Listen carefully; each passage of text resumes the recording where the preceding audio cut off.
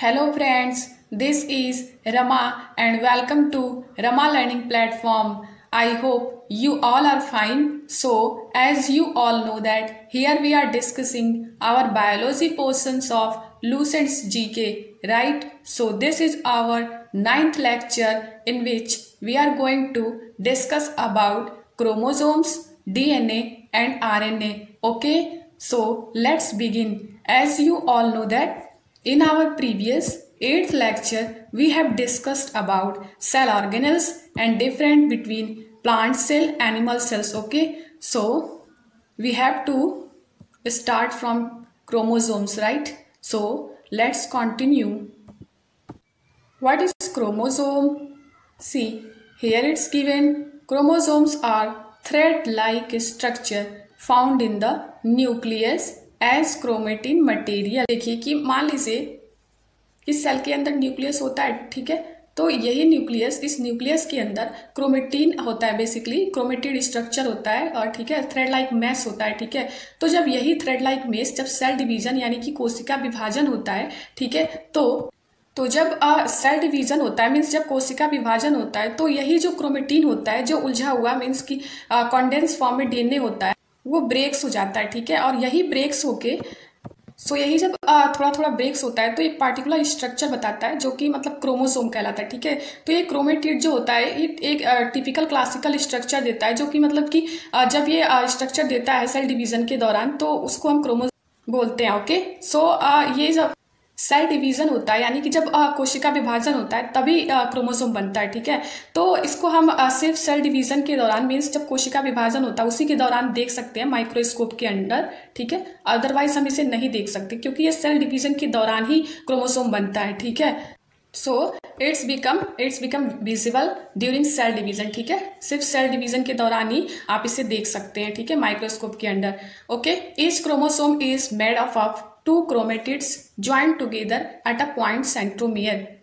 तो जो सारे क्रोमोसोम होते हैं वो बेसिकली दो क्रोमेटिड्स से ज्वाइंट होते हैं, ठीक है। तो उनके जो बीच का जो पॉइंट होता है उसको हम सेंट्रोमियर कहते हैं। ओके, और जो दो क्रोमेटिड होते हैं जैसे कि मान लीजिए ऐसे एग्जांपल लें तो ऐसे हो गया, ठीक है, ये सेंट्रोमियर हो गया, ऐसे दो क्रोमेटिड हो गए, ठीक है। तो ये सेंट्रोमियर हो गया, ठीक है। और जो ये जो है ये दो क्रोमेटिड हो गए, ठीक है, दिस वन इज सेंट्रोमियर।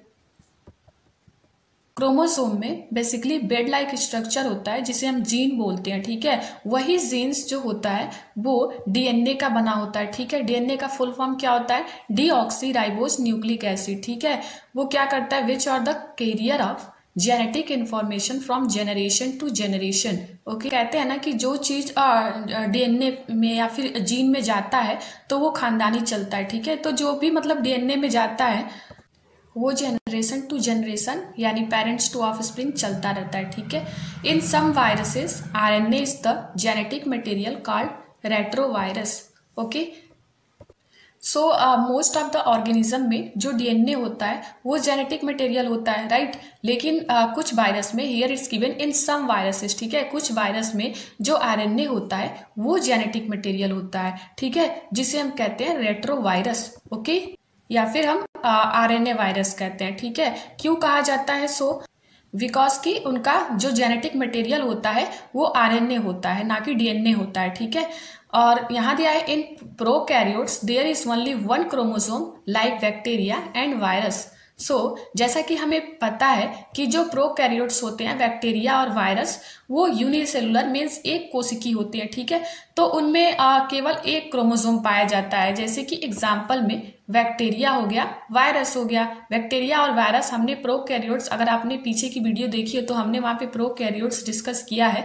तो हमने देखा था कि प्रोकैरियोट्स में बैक्टीरिया वायरस आ जाएंगे, मेनली ज्यादातर बैक्टीरिया वायरस वगैरह, ठीक है। और यूकैरियोट्स में सब आ जाते हैं जो भी चल फिर सकते हैं, हम भी आ जाएंगे यूकैरियोट्स में, ठीक है। तो यूकैरियोट्स में मल्टी सेलुलर मतलब बहुकोशिकी, और ये प्रोकैरियोट्स मतलब यूनिसेलुलर एक कोशिकी होते हैं, ओनली वन क्रोमोसोम इसमें पाया जाता है, ठीक है। जैसे कि बैक्टीरिया हो गया, वायरस हो गया। Okay, next point is chromosomes are made up of DNA and protein. जो क्रोमोसोम्स होते हैं वो डीएनए और प्रोटीन के बने होते हैं। चलिए हम यहाँ तक पहले फिगर से समझते हैं। ओके,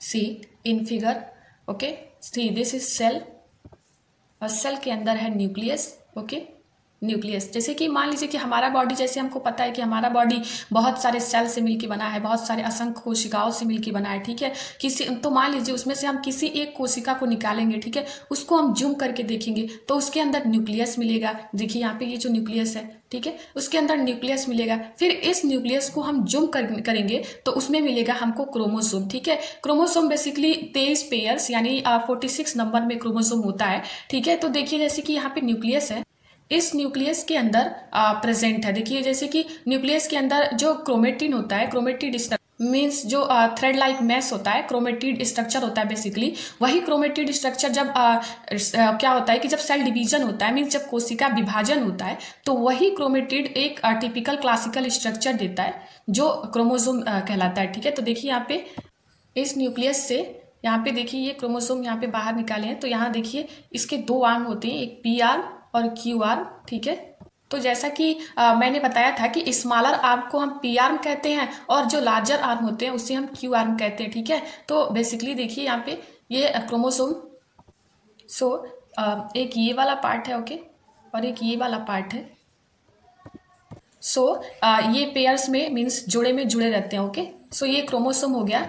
सो उसके बाद से ये जो क्रोमोसोम है इसके अंदर देखा गया कि कुछ है, ठीक है, लच्छा के समान। तो उसी को ये जो क्रोमोसोम है तो इसके अंदर देखा गया कि कुछ है, तो इसको निकाला गया, इसको खींचा गया, तो लच्छा के समान जो निकला उसी को हम कहते हैं डीएनए।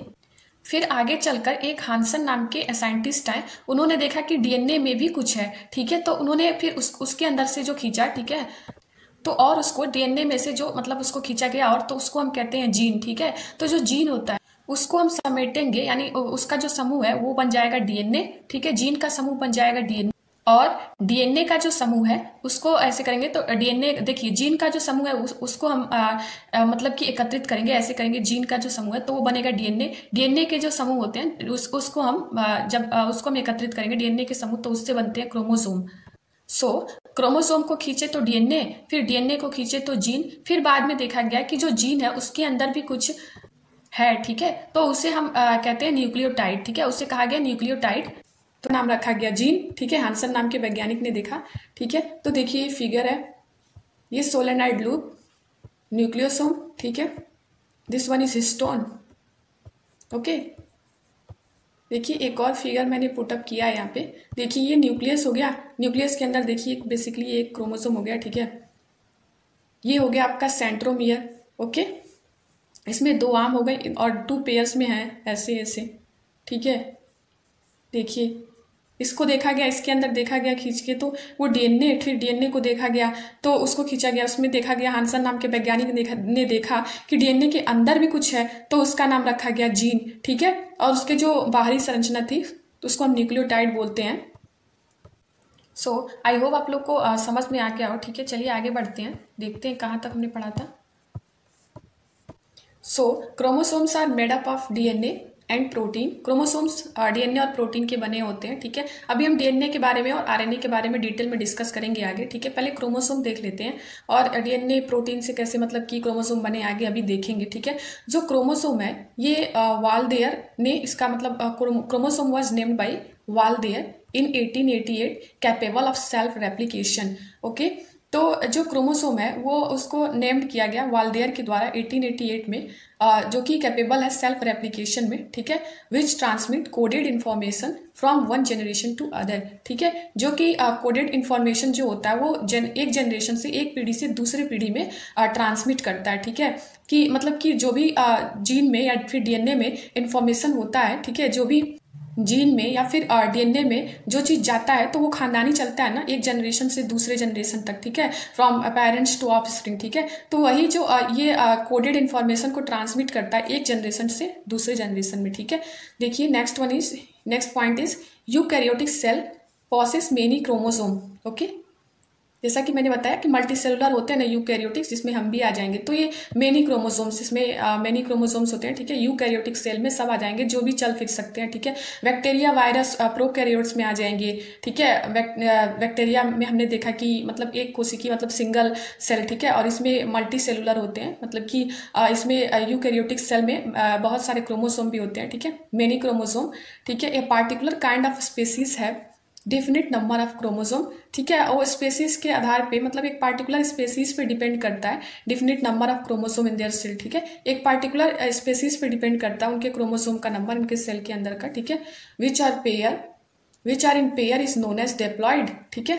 सो जितने भी स्पेसीज होते हैं उनमें पार्टिकुलर क्रोमोसोम होता है और उनके नंबर अलग अलग होता है, ठीक है। जैसे कि हमने प्रोकैरियोट्स में देखा, उनमें मोस्टली क्या होता है कि सिंगल क्रोमोसोम होता है, राइट, और यूकैरियोटिक में मेनी क्रोमोसोम, ठीक है। तो कोई भी स्पेसीज होता है तो उसमें एक पार्टिकुलर नंबर ऑफ क्रोमोसोम होता है उनके सेल में, ठीक है, जो कि पेयर में होता है, जिसे हम डिप्लॉयड कहते हैं, ओके, डिप्लॉयड। सो मीन्स की double set of chromosome, okay. और the set of unpaired chromosome is called haploid. Haploid means one set of chromosome, okay, और diploid means double set of chromosome. So अगर single set की बात कर रहे हैं, means की सिंगल सेट ऑफ क्रोमोसोम तो हैप्लॉयड, और डबल सेट ऑफ क्रोमोसोम है सो डिप्लॉयड, ओके। तो gametes have haploid set of chromosome, okay, haploid, okay. For example में अगर हम स्पर्म या एग की बात करते हैं जो कि गैमेट्स हैं, ठीक है, तो उसमें हैप्लॉइड सेट ऑफ क्रोमोसोम होते हैं, डिप्लॉयड नहीं होते हैं, ठीक है, हैप्लॉइड, ओके। ये ध्यान रखिएगा आप लोग, गैमेट्स में हैप्लॉइड सेट ऑफ क्रोमोसोम होते हैं, ठीक है। लेकिन जो सोमैटिक सेल हो गया, जैसे कि आपके स्किन का सेल हो गया, आपके पूरे बॉडी का सेल हो गया, तो उसमें क्या हो जाता है कि उसमें डिप्लॉयड सेट ऑफ क्रोमोसोम होते हैं, ठीक है, जो सोमैटिक सेल स्किन का हो गया या बॉडी का। तो देखिए कि अगर हैप्लॉइड हम बेसिकली मतलब कि हैप्लॉइड जो होता है तो single set of chromosome in an organism cell होता है, ठीक है। सेक्सुअली जो रिप्रोड्यूसिंग ऑर्गेनिजम्स होते हैं वो डिप्लॉयड होते हैं, जिनमें मतलब कि 2 सेट्स ऑफ क्रोमोसोम्स होता है, 1 फ्रॉम ईच पेरेंट, ठीक है। लेकिन इन ह्यूमंस जो केवल और केवल जो एग और स्पर्म सेल होते हैं ना, वो हैप्लॉइड होते हैं, मतलब कि सिंगल सेट ऑफ क्रोमोसोम, ठीक है। तो डिप्लॉयड में जो भी आपके स्किन का मतलब कि सोमेटिक सेल हो गया, ठीक है, वो डिप्लॉयड में आ गया डबल सेट ऑफ क्रोमोसोम, और हैप्लॉइड में केवल मतलब गैमेट्स, जैसे कि gametes have haploid set of chromosome, gametes में कौन आ जाएगा तो एग और स्पर्म आ जाएगा। तो ह्यूमंस में केवल एग और स्पर्म्स जो होते हैं वो haploid set of chromosomes means कि सिंगल सेट ऑफ क्रोमोसोम होते हैं, ठीक है, हैप्लॉइड होते हैं, ओके। सो आई होप आप लोग इतना ध्यान रखिएगा। देखिए यहाँ पे दे रखा है number of chromosomes in different organism, see number of chromosomes in different organisms. तो पीसियन में 80, ठीक है, चिंपांजी में 48, रैबिट में 44, फ्रॉग में 26, हाउस फ्लाई में 12, डॉग में 78, पोटैटो में 48, वीट में 42, टोमेटो में 24, मॉस्किटो में 6, हॉर्स में 64, ह्यूमन में 46। जैसा कि मैंने बताया 46 नंबर ऑफ क्रोमोसोम होते हैं, अगर पेयर में पूछे तो 23, ओके, पेयर में 23, नंबर में 46 क्रोमोसोम, ओके। सो अगर हम उसको पेयर में 23 का पेयर अगर नंबरिंग में देखें तो 46 ही तो होगा ना, है ना। कैट का 38, पी का 14, एस्करीज का 2, ओके। ये आप लोग ध्यान रखिएगा, कुछ इंपॉर्टेंट है ये सब जो नंबर ऑफ क्रोमोसोम्स हैं डिफरेंट ऑर्गेनिज्म में, जो क्रोमोसोम के नंबरिंग है, ठीक है, कितने मतलब क्रोमोसोम होते हैं। तो पीजियन में 80 नंबर ऑफ क्रोमोसोम, चिंपांजी में 48 number of chromosome, okay, rabbit में 44 नंबर ऑफ क्रोमोसोम, फ्रॉग में 26 number of chromosome, house fly में 12 एंड डॉग में 78 नंबर ऑफ क्रोमोसोम, पोटैटो में 48 नंबर ऑफ क्रोमोसोम, वीट में 42 number of chromosome and tomato में 24 number of chromosome, mosquito में 6 number of chromosome, okay. P में 14 number of chromosome, cat में 38 number of chromosome, human में 46 number of chromosome and horse में 64 number of chromosomes, okay, और एस्करीज में 2 number of chromosomes, okay. ये आप लोग ध्यान रखिएगा, कुछ इंपॉर्टेंट नंबर ऑफ क्रोमोसोम्स हैं डिफरेंट ऑर्गेनिजम्स के, ओके। सो अब नेक्स्ट पॉइंट पे देखते हैं न्यूक्लिक एसिड। देखिए जो न्यूक्लिक एसिड जिसको हम हिंदी में कहते हैं केंद्रक अम्ल, ठीक है, न्यूक्लिक एसिड, देखिए नाम से ही समझ में आ रहा है, न्यूक्लिक मीन्स केंद्रक और एसिड मीन्स अम्ल, ठीक है, तो केंद्रक अम्ल, ठीक है। तो nucleic acid is a complex organic compound found in cell, ठीक है, सेल के अंदर, सेल के न्यूक्लियस यानी या केंद्र में पाया जाता है, ठीक है, कोशिका के केंद्र में पाया जाता है, मीन्स कि सेल के न्यूक्लियस में पाया जाता है ये न्यूक्लिक एसिड, ठीक है। It contain special genetic instruction in coded form, ठीक है, ये special genetic instruction coded form में कंटेन करता है, ठीक है। और ये दो टाइप का होता है, 2 काइंड्स, ठीक है, nucleic acid are of 2 kinds. तो कौन कौन से? फर्स्ट वन इज डीएनए, ठीक है, और second one is RNA, okay. तो चलिए देखते हैं डीएनए और आरएनए क्या होता है, ठीक है। So first one is DNA, okay. So first one is DNA and second one is RNA, right. तो डीएनए का फुल फॉर्म क्या होता है, ठीक है, डीएनए का फुल फॉर्म होता है deoxyribose nucleic acid, right, okay. So deoxyribose क्यों? क्योंकि यहाँ पे जो पेंटोज शुगर होती है वो डीऑक्सीराइबोज होती है, ठीक है, और आरएनए में जो होता है, तो आरएनए में जो शुगर होती है तो राइबोज होती है, ठीक है। तो इसीलिए यहाँ पे हम इसे बोलते हैं deoxyribose nucleic acid, means DNA, ठीक है। सो डीएनए का फुल फॉर्म क्या होता है? डीऑक्सीराइबोज न्यूक्लिक एसिड, ठीक है। डीऑक्सीराइबो क्यों? क्योंकि यहाँ पे जो पेंटोज शुगर होता है वो डीऑक्सीराइबोज होता है, ठीक है, तो इसीलिए इसको डीऑक्सीराइबोज न्यूक्लिक एसिड कहते हैं। और जो आरएनए में होता है तो वहाँ पे राइबोज शुगर होता है, तो इसलिए उसको जो आरएनए होता है उसको हम राइबोन्यूक्लिक एसिड कहते हैं, ठीक है। तो यहाँ पे देखिए फ्रेडरिक मिस्चर ने पहली बार जो डीएनए को आइसोलेट किया था न्यूक्लियस ऑफ पस सेल से, ठीक है, न्यूक्लियस ऑफ पस सेल से पहली बार फ्रेडरिक मिस्चर ने फर्स्ट वो isolated DNA from nucleus of pus cell, ठीक है। DNA is a macromolecule in which large number of nucleotides are present, okay. So nucleotides जो होता है ना वो डीएनए की इकाई होती है, ठीक है। तो nucleotides is a unit of DNA, right. तो न्यूक्लियोटाइड्स, तो बहुत सारे न्यूक्लियोटाइड्स एक डीएनए का बड़ा मैक्रो मॉलिक्यूल बनाते हैं, ठीक है। तो यहाँ पे देखिए DNA is a macromolecule in which large number of nucleotides are present. Chemically, a nucleotide has 3 components: nitrogen base, deoxyribose sugar and phosphate group, right? DNA होता है वो डबल हेलिक्स होता है, जैसे कि somewhat like this, ठीक है। तो जो ये डीएनए होता है ना, तो इसका जो ये बाहरी जो ये संरचना है, ठीक है, डीएनए का ये जो है, ठीक है, ये जो बाहरी संरचना है, ठीक है। सो ये जो बाहरी संरचना दिख रही है इसे हम लोग कहते हैं न्यूक्लियोटाइड, ओके, न्यूक्लियोटाइड, ओके। और ये न्यूक्लियोटाइड जहां आकर मिलते हैं उस जगह को क्रोमेटीन कहा जाता है, राइट, क्रोमेटीन, ओके।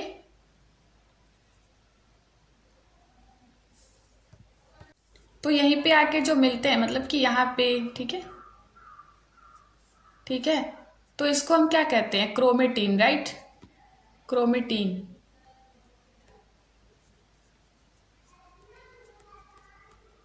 ओके।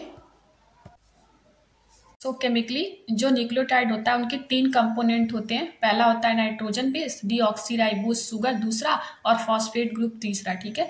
और देखिए nitrogen base are of 2 types. जो ये नाइट्रोजन बेस होता है ये 2 टाइप्स का होता है, पहला होता है प्यूरिन्स और सेकेंड जो होता है वो पेरिमिडिन्स, ठीक है, पायरिमिडिन्स, ओके। तो नाइट्रोजन बेस जो होता है वो 2 टाइप्स का होता है, प्यूरिन्स एंड पायरिमिडिन्स, ओके। तो जो ये प्यूरिन्स होता है वो 2 टाइप का नाइट्रोजन बेस कंटेन करता है, पहला एडिनिन और दूसरा ग्वेनिन, ओके। और जो ये पेरिमिडिन्स हैं ये जो ये नाइट्रोजन बेस होता है इसका वो होता है थाइमिन एंड साइटोसिन, ठीक है। तो इसको आप ऐसे याद कर सकते हैं कि जो, तो इसको हम मेनली बोल सकते हैं AGTC, ओके, AGTC, राइट। तो देखिए आप लोग ऐसे ध्यान रखिएगा कि जो नाइट्रोजन बेस होता है वो 2 टाइप्स का होता है, PP, ओके, PP। तो पहला P का मतलब प्यूरिन्स, राइट। तो प्यूरिन्स जो होता है वो 2 टाइप का नाइट्रोजन बेस उसमें होता है, adenine and guanine means AG, okay. और जो पायरिमिडिन्स होता है वो 2 टाइप्स का नाइट्रोजन, जैसे नाइट्रोजन बेस, ठीक है, पायरिमिडिन का जो 2 टाइप्स का नाइट्रोजन बेस कंपोनेंट होता है thymine and cytosine means TC, okay. तो AGTC, ओके। अब इन दोनों के बीच हाइड्रोजन बॉन्ड होता है, ठीक है, ये ध्यान रखिएगा आप लोग। और जो एडेनिन होता है ये जुड़ा होता है थाइमिन से, ओके, एडेनिन जुड़ा होता है थाइमिन से, ठीक है। कितने बॉन्ड द्वारा? तो डबल बॉन्ड द्वारा, ठीक है, डबल बॉन्ड द्वारा, ओके। और ये जो ग्वानिन होता है, ये ग्वानिन जो होता है वो जुड़ा होता है साइटोसिन से, ठीक है।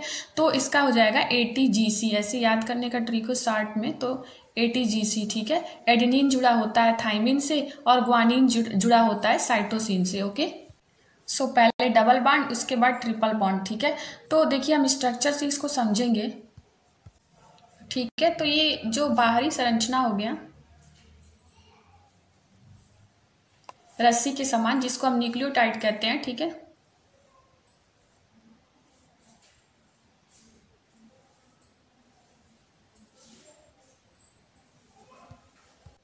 अब इसमें एक साइड में है प्यूरिन्स, राइट, और दूसरे साइड में है पायरिमिडीन्स, राइट। दूसरी साइड में देखिए, एक साइड में है प्यूरिन्स और दूसरे साइड में है पायरिमिडीन्स, ओके। तो यहाँ पे ऐसे जुड़े रहते हैं, देखिए एडेनिन जुड़ेगा थाइमिन से, ठीक है। फिर यहाँ पे ग्वानिन जुड़ेगा साइटोसिन से, ओके। फिर एडेनिन थाइमिन, ओके। देखिए यहाँ पे ऐसे जुड़ा रहता है वैसे, ओके। आई होप आप लोग को ये समझ में आ रहा हो। Guanine, cytosine, adenine, thymine, okay. तो ऐसे ही ऐसे जुड़ा रहता है, ठीक है। तो देखिए यहाँ पे क्या हो जाएगा, ATGC, ओके। AT डबल, ठीक है, डबल बॉन्ड यहाँ पे, sorry, GC, okay, triple, okay. I hope आप लोग को यहाँ तक समझ में आया हो। देखिए, और यही जब RNA में क्या होता है कि RNA में हम थाइमिन को हटा के वहाँ पे यूरेसिल लगा देते हैं, तो वो बन जाता है RNA, ठीक है। और उसमें मतलब कि जो डबल हेलिक्स नहीं होता, ठीक है, सिंगल स्टैंडर्ड होता है वो। अभी हम आगे RNA के बारे में पढ़ेंगे, चलिए पहले इसको देखते हैं, ओके। देखिए यहाँ पे वही चीज़ हमने अभी समझा कि nitrogen base are of two types, purine and pyrimidines. Purines contains of two types of nitrogen base, adenine and guanine, and pyrimidine nitrogen base are thymine and cytosine, okay, AGTC, okay. Thus there are four kinds of nucleotides presents in DNA. DNA में four kinds of nucleotides present होते हैं, अभी जैसे हमने देखा AGTC, okay. देखिए Watson and Crick जो थे, उन्होंने स्ट्रक्चर मॉडल दिया DNA का, okay. Watson and Crick gave the structural model of DNA, okay. So DNA molecule is consist of two polynucleotide strand forming a double helix, जैसा कि अभी मैंने बताया आप लोगों को, पॉलीन्यूक्लियोटाइड स्ट्रैंड, ओके, और डबल हेलिक्स, जैसे कि देखिए स्पाइरल वे में ऐसे जाता है ना, डबल हेलिक्स, ठीक है, डबल हेलिक्स, ठीक है, ये डबल हेलिक्स होता है ना। तो ये जो डबल हेलिक्स होता है, ठीक है, ये जो डबल हेलिक्स होता है, देखिए स्पाइरल वे में गया है इसे डबल हेलिक्स, ओके। तो ये देखिए कि ये जो डबल हेलिक्स होता है, फॉर्मिंग डबल हेलिक्स, ठीक है। यही RNA में जो होता है वो सिंगल स्टैंडर्ड होता है, ऐसे होता है, ठीक है, कुछ ऐसे होता है, RNA में सिंगल स्टैंडर्ड होता है, ठीक है। और ये DNA में डबल हेलिक्स होता है, डबल स्टैंडर्ड, जो देखिए कि यहाँ पे स्पाइरल वे में दो ऐसे करके, ठीक है, डबल। तो वाटसन क्रिक ने बताया DNA molecule is consist of two polynucleotide strand forming a double helix, ठीक है।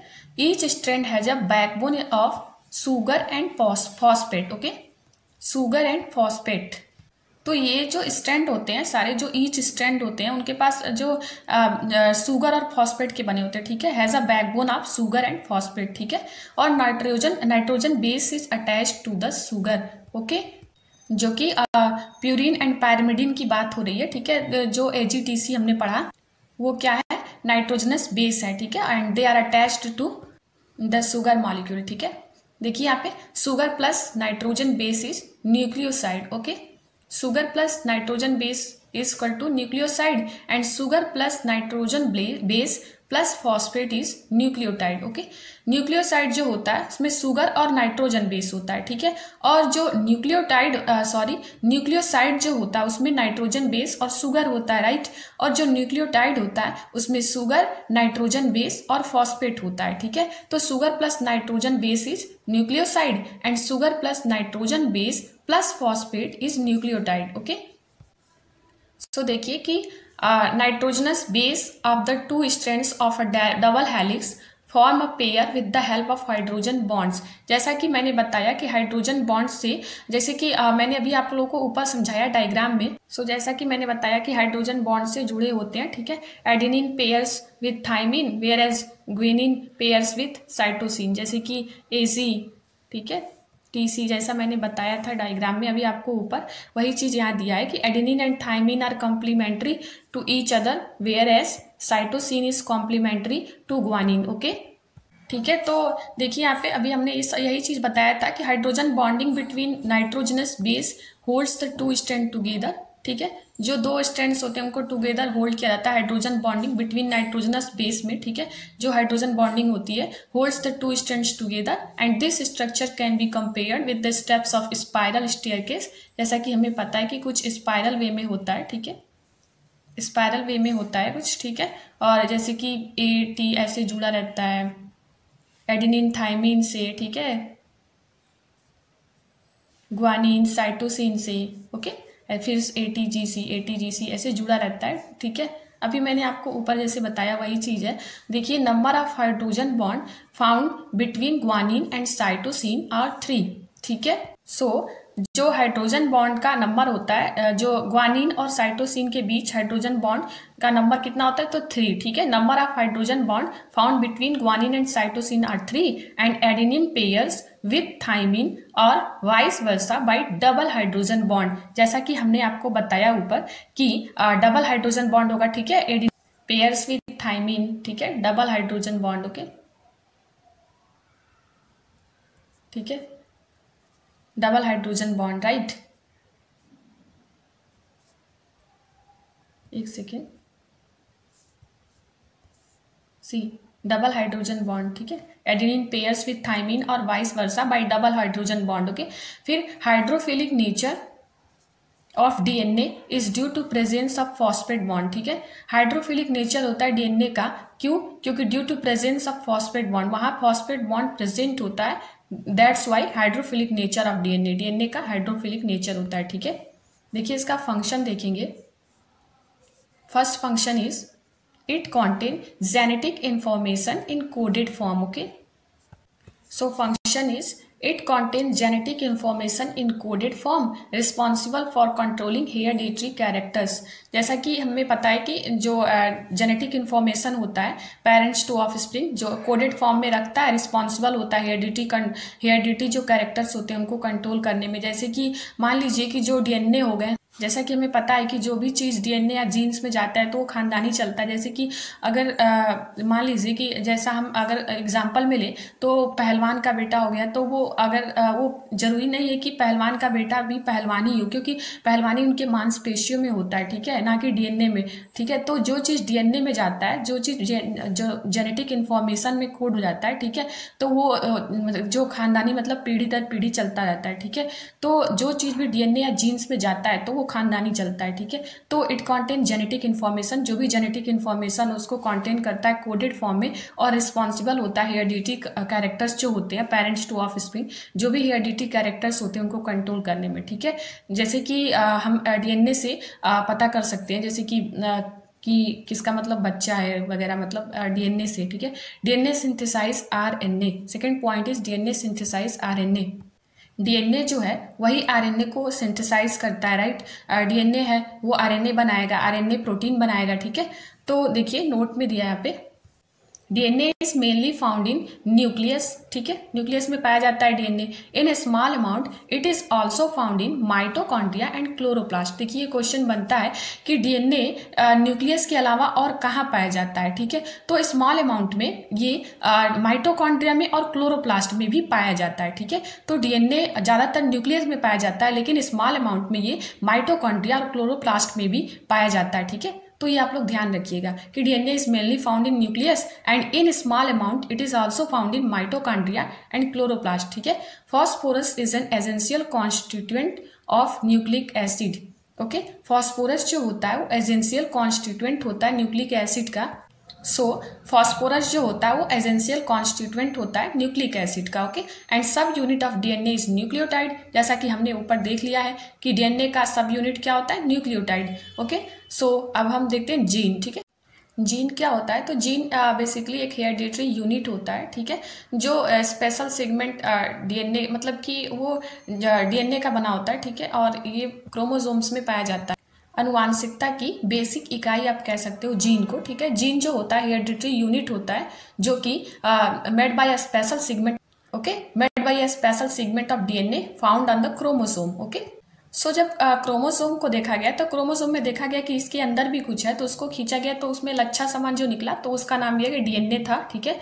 आगे चल के हॉन्सन नाम के वैज्ञानिक ने देखा कि डीएनए के अंदर भी कुछ था, ठीक है, तो वो डीएनए के अंदर ढूंढने गए तो उसे और खींच दिए, तो फिर उसके आगे और वो मतलब कि फैल गया, तो उसको हम कहते हैं जीन, ठीक है। तो जीन जो होता है बेसिकली, तो जीन का जो समूह होता है उसको हम डीएनए कहते हैं, और डीएनए को जब हम समेटेंगे तो उसका जो समूह बनेगा उसे हम कहते हैं क्रोमोसोम, ठीक है।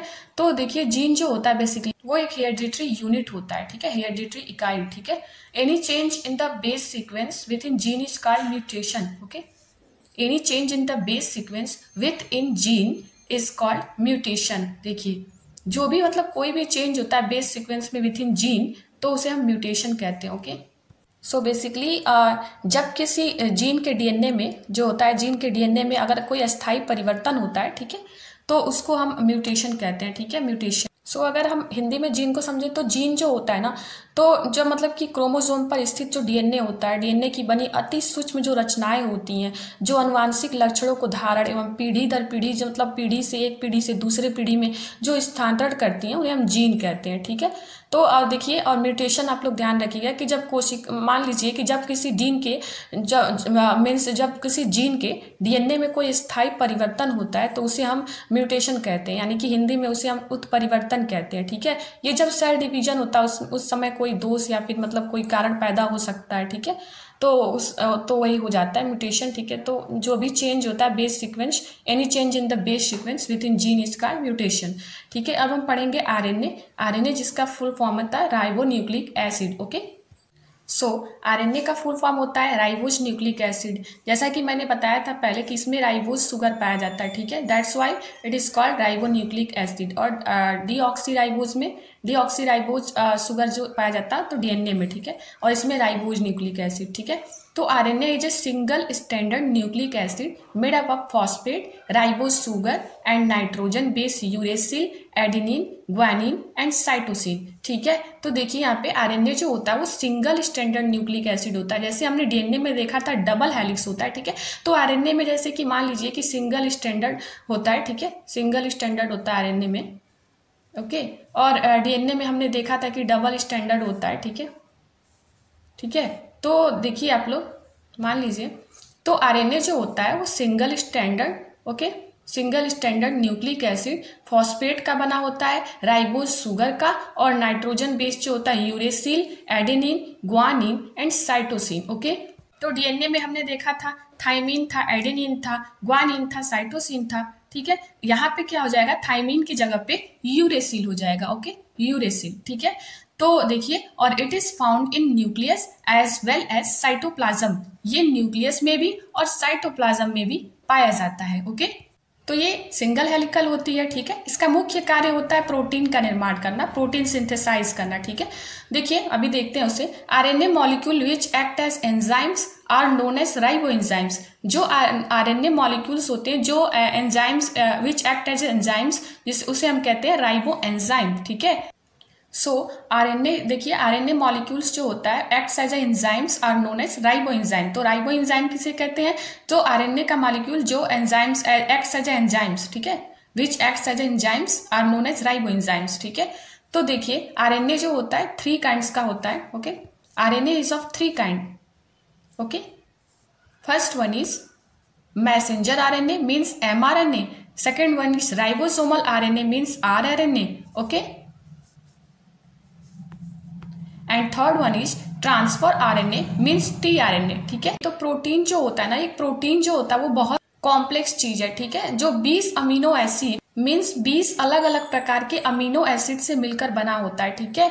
तो अगर हम उस 20 अलग अलग अमीनो एसिड को एक साथ जोड़ेंगे तो ही बनेगा हमारा एक प्रोटीन्स, राइट। उस 20 अमीनो एसिड में 2 प्रकार के अमीनो एसिड होते हैं, ठीक है। तो जो 10 अमीनो एसिड ऐसे होते हैं जो हमारे बॉडी में ऑलरेडी जो होते हैं अवेलेबल, हमें बाहर से लेने की जरूरत नहीं होती है। और बाकी जो, लेकिन जो हम खाना खाते हैं, मीन्स जो भोजन करते हैं, तो उसमें 10 अलग अलग प्रकार के अमीनो एसिड रहते हैं, राइट। तो जो इसलिए जो भोजन में उपस्थित है वो हमारे लिए आवश्यक है लेना, ठीक है। और जो पहले से 10 उपस्थित है जिसे हम नॉन एसेंशियल कहते हैं, जो मतलब कि नॉट नेसेसरी, मतलब जो नेसेसरी नहीं होता उतना, ठीक है। तो जो 10 अनावश्यक है और जो 10 हमने भोजन से लिया आवश्यक है, ठीक है। तो अगर हम इन दोनों को मिलाएंगे तो बनेगा 20 अमीनो एसिड, राइट। तो इसी 20 अमीनो एसिड को मिलाकर बनता है एक प्रोटीन, ठीक है। तो देखिए यहाँ पे, सो RNA is of 3 kind. First one is mRNA। ये बेसिकली प्रोटीन को पहचानने में मदद करता है, ठीक है। मान लीजिए कि हमने कि जो हम भोजन खाते हैं तो उसमें सभी प्रकार के अमीनो एसिड प्रेजेंट होते हैं, राइट। तो जो सबसे मुश्किल काम है कि उसको पहचानना, जो मतलब कि आवश्यक है, जिसकी कमी है शरीर में, ठीक है। तो आवश्यक है जो, उसको पहचानना, ठीक है। तो जो mRNA है, तो ये उसका जो काम करता है वो मैसेंजर आरएनए करता है, ठीक है। ये जो पहचान के तुरंत मैसेज कर देता है, ठीक है। It brings message from DNA found in the nucleus to cytoplasm in the coded form, ठीक है। तो फिर जो हम भोजन लेते हैं, ठीक है, तो ये मतलब कि अपने जगह पे वही रहता है, ठीक है। तो वहां से ये ट्रांसफर करता है टीआरएनए के पास, ठीक है। टीआरएनए मतलब कि ट्रांसफर आरएनए, ठीक है। तो ये जब वो अमीनो एसिड आ जाता है तो जो नेसेसरी होता है, तो ये कहता है कि मतलब आ गया, तो इसको ट्रांसफर करता है टीआरएनए के पास, ठीक है। जो एमआरएनए मैसेंजर आरएनए होता है वो टीआरएनए के पास खुद नहीं जाता है, वो ट्रांसफर करता है, ठीक है, ट्रांसफर करता है। तो जैसे ही हम भोजन करते हैं, तो जब भोजन पचता है तो वहां पे जब अमीनो एसिड है, तो ठीक है, तो जब भोजन करते हैं तो भोजन पच जाता है, तो जो अमीनो एसिड है, तो जो नेसेसरी रहेगा ना, उसको मैसेंजर आरएनए जो है वो पहचान के रख लेगा, ठीक है। और अमीनो एसिड की पहचान करता है मैसेंजर आरएनए, मैसेज करता है और परिवहन करके ले जाता है ट्रांसफर आरएनए, टीआरएनए, ठीक है। It is the carrier of amino acid and transfer it to the ribosome, ठीक है। अब ये लेके जाएगा राइबोसोम आरएनए, आरएनए के पास, ठीक है। Present in ribosome which is the site of protein synthesis, ठीक है। वो टीआरएनए राइबोसोम आरएनए के पास लाता है, जहां राइबोसोम, जैसा कि हमें पता है कि वहां प्रोटीन बनता है, तो यहाँ पे जो राइबोसोम प्रेजेंट होता है वो उसे प्रोटीन बना देता है, प्रोटीन सिंथेसाइज कर देता है, ठीक है। ये 3 काइंड हो गए आरएनए के, ठीक है। आगे चलेंगे। देखिए, आरएनए का मेन फंक्शन होता है synthesize of protein, okay, protein synthesize करना, okay. And here it's given the process of copying genetic information from one strand of DNA into mRNA is termed as transcription. इसमें basically क्या होता है कि इसमें जो मतलब कि डीएनए के किसी एक भाग को आरएनए पॉलीमरेज एंजाइम के द्वारा आरएनए में कॉपी किया जाता है, ठीक है। जैसे कि the process of copying genetic information, ठीक है। जेनेटिक इन्फॉर्मेशन को कॉपी करके एक स्ट्रैंड से, from one strand of DNA, ठीक है, फ्रॉम डीएनए के एक स्ट्रैंड से एमआरएनए, ठीक है, एमआरएनए में क्या किया जाता है, उसको मतलब कि कॉपी किया जाता है जेनेटिक इन्फॉर्मेशन को, ठीक है। तो इसको हम कहते हैं ट्रांसक्रिप्शन, ठीक है, इज टर्म्ड एज ट्रांसक्रिप्शन, ठीक है। यहाँ दिया है difference between RNA and DNA, ठीक है। देखिए, इसको भी देखते हैं। See difference between RNA and DNA. Sugar is deoxyribose type. जैसा कि मैंने बताया कि डीएनए जिसका फुल फॉर्म होता है डीऑक्सीराइबोज न्यूक्लिक एसिड, ठीक है। क्यों इसको कहते हैं डीऑक्सीराइबोज न्यूक्लिक एसिड? क्योंकि वहां जो सुगर होता है वो डीऑक्सीराइबोज टाइप का होता है, ठीक है। आरएनए में जो सुगर होता है वो होता है राइबोज टाइप, ठीक है, राइबोज टाइप। तो इसको कहते हैं ribose nucleic acid, right. Sugar is ribose type, okay. Second point is it contains the base adenine, thymine and cytosine and guanine, okay. देखिए, इसका जो बेस होता है एडिनाइन, ठीक है, adenine, thymine, cytosine and guanine, right. तो यहाँ पे हमने पहले भी ये डिस्कस कर लिया है कि it contains the base adenine, thymine, cytosine and guanine, right. और जो आरएनए होता है उसमें हम वहाँ पे थाइमिन के प्लेस पे क्या कर देते हैं, यूरेसिल रख देते हैं, ठीक है। तो देखिए यहाँ पे बस कोई चेंजिंग नहीं, बस यहाँ पे थाइमिन को हटा के यूरेसिल रख दिए। It contains uracil at the place of thymine, okay. तो यहाँ पे जो थाइमिन है, यहाँ इसको हटा के हम यूरेसिल रख दे तो आरएनए बन जाएगा, राइट। ठीक है, तो और देखिए DNA is a double standard structure, जो हमने समझ लिया है कि ये डबल हेलिक्स होता है, डबल स्टैंडर्ड स्ट्रक्चर। ठीक है, RNA is single standard structure, okay. And DNA is mainly found in nucleus. ठीक है, डीएनए मेनली न्यूक्लियस में पाया जाता है। ठीक है, और हमने देखा था कि स्मॉल अमाउंट में माइटोकॉन्ड्रिया में भी और एंड क्लोरोप्लास्ट में भी पाया जाता है। ठीक है, लेकिन मेनली न्यूक्लियस में डीएनए पाया जाता है। ठीक है, स्मॉल अमाउंट, बहुत मतलब स्मॉल अमाउंट में माइटोकॉन्ड्रिया और क्लोरोप्लास्ट में भी पाया जाता है। ठीक है, और आरएनए जो होता है ये बोथ न्यूक्लियस और साइटोप्लाज्म, जो हमने पिछले वीडियो में समझा भी है, साइटोप्लाज्म, प्रोटोप्लाज्म, न्यूक्लियोप्लाज्म, राइट। तो देखिए जो साइटोप्लाज्म होता है ना, मतलब कि सेल के अंदर जो साइटोप्लाज्म होता है, ठीक है, तो it is found in both nucleus and cytoplasm. देखिए जो न्यूक्लियस के अंदर होता है उसको हम न्यूक्लियोप्लाज्म कहते हैं, और जो सेल्स के अंदर होता है तो साइटोप्लाज्म होता है, लिक्विड लाइक स्ट्रक्चर। ठीक है, सैक लाइक। ठीक है, तो वो उसको हम साइटोप्लाज्म कहते हैं, और न्यूक्लियोप्लाज्म और plus cytoplasm is protoplasm, right, जो हमने पिछले वीडियो में पढ़ा है। ठीक है, तो ये जो आरएनए होता है it is found in both nucleus and cytoplasm. ठीक है, ये न्यूक्लियस में भी और साइटोप्लाज्म में भी पाया जाता है, लेकिन जो डीएनए है ये मेनली सिर्फ न्यूक्लियस में पाया जाता है और स्मॉल अमाउंट में माइटोकॉन्ड्रिया एंड क्लोरोप्लास्ट में पाया जाता है, राइट।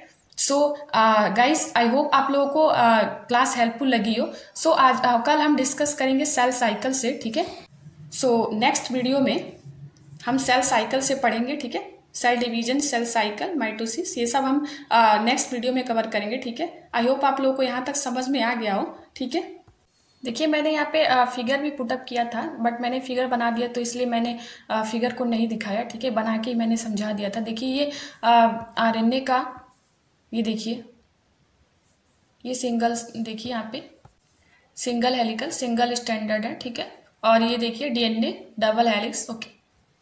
ठीक है, ये देखिए ये thymine, cytosine, adenine, guanine, okay. और यहाँ पे थाइमिन को हटा के आरएनए में यूरेसिल रख देते हैं बस। ठीक है, बाकी सब सेम ही होता है। So in RNA uracil, cytosine, adenine and guanine, okay.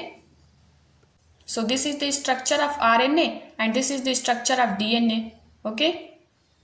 और एक चीज और आप लोग ध्यान रखिएगा कि अगर एक डीएनए है तो वो डीएनए खुद से एक और डीएनए बना लेता है। ठीक है, तो उस डीएनए से एक और डीएनए बना लेना, अर्थात खुद की एक प्रतिलिपि मीन्स फोटोकॉपी बना लेना, रेप्लिकेशन कहा जाता है। ठीक है, और ये जो ट्रांसक्रिप्शन होता है ना, और डीएनए से जब हम आरएनए बनाते हैं मीन्स कि वहाँ पे हम क्या करते हैं कि यूरेसिल रख देते हैं थाइमिन की जगह पे। सो डीएनए से आरएनए बनाना ही ट्रांसक्रिप्शन कहा जाता है, ओके, ट्रांसक्रिप्शन, ओके। और आरएनए से अगर हम वापस डीएनए बना दें तो उसे हम कहते हैं रिवर्स ट्रांसक्रिप्शन, ओके। और अगर आप आरएनए को भी तोड़ देंगे तो मीन्स अगर हम आरएनए को भी तोड़ दें तो बन जाएगा प्रोटीन, उसे कहते हैं हम ट्रांसलेशन, ओके। बट अब आप प्रोटीन से दोबारा आरएनए नहीं बना सकते। ठीक है, सो आई होप आप लोगों को यहाँ तक समझ में आ गया हो। आगे का क्लास हम आगे हम नेक्स्ट वीडियो में कवर करेंगे आगे का टॉपिक। ठीक है, सेल साइकिल, ओके। सो मिलते हैं नेक्स्ट वीडियो में। Thank you.